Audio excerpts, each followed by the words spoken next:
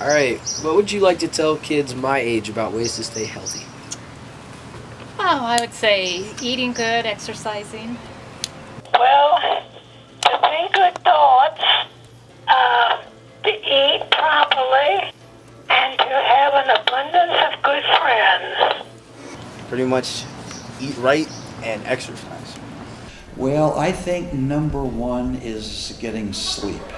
I think my observation of teenagers today is that they do not get enough sleep. So I think that's number one. How do you think your health affects your outlook on life? It's everything to do with it. You know, we always say if you aren't healthy, nothing else matters. I mean, you've got to get healthy to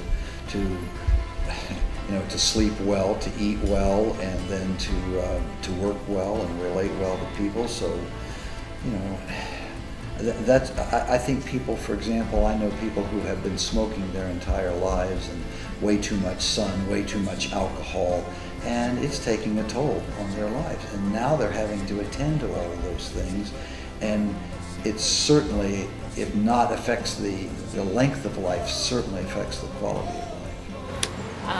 It gives you a much more positive attitude when you are healthy and feel good.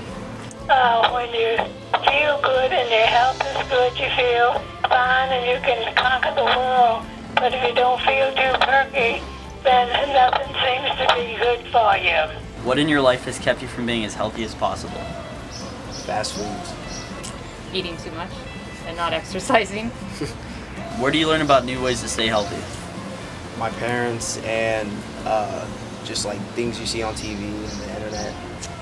Oh, I belong to a fitness center. I watch a lot of news programs on being healthy. I read a lot on being healthy. How has your health changed during this decade of your life? Really hasn't changed much since I'm not that old, so. I've definitely become more fit. I've become more focused on working out. And I also had breast cancer in the last decade, and I've survived that, and just have a better outlook on life. Well, I just turned 70, so in the last 10 years, the only thing I've noticed is obviously I don't have the muscle mass that I had before. In some ways, I'm healthier than I was before. In the last 4 or 5 years, I've hardly had any kind of sickness. In fact, I don't think I've ever missed. I haven't missed school in the last 4 or 5 years because of being ill. I've missed for conferences and maybe a personal day here or there, but I've actually been healthier, and part of that is I'm around high school kids, so I've built up an immunity to whatever they have. What is one thing about health today that you could have changed as a youth? More exercise. There's one thing I do remember getting sunburned several times. A couple times in high school and a couple times in college. I think I'd have changed that. I'm hoping that doesn't show up in melanoma or something like that. In my younger years, I would have taken care of my knees. And what is one thing that you can or cannot do now that you could have done earlier? I cannot play tennis any longer because of my knees. Drink milk. Well, I can't. As I said, I can't run very fast. I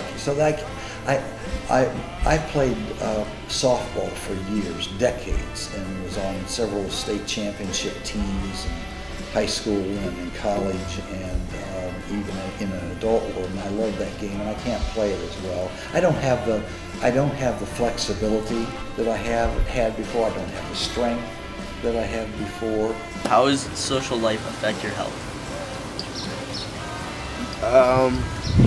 When your friends go out to eat and, they pretty much go out to eat fast foods and stuff, so you're hanging around with them and not eating as healthy as possible.